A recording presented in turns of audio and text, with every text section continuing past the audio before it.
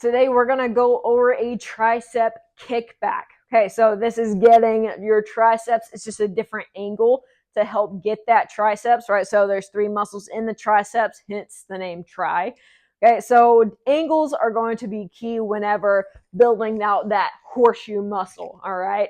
This is one of them, and it gets a lot of flack because some people say that it doesn't work, it's useless, it's pointless. I disagree. You just need to do it properly. All right. I personally like to be leaning over and focus one at a time.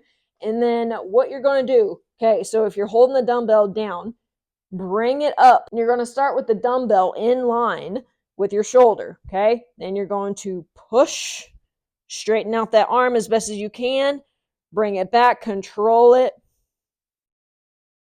Boom.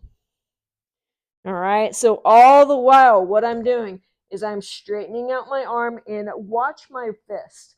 Okay, so that weight is holding my wrist down. I push my pinky up to help me push that dumbbell up towards the ceiling. And again, bring it down nice and slow, controlling that motion the entire time. All right, so that is a dumbbell tricep kickback.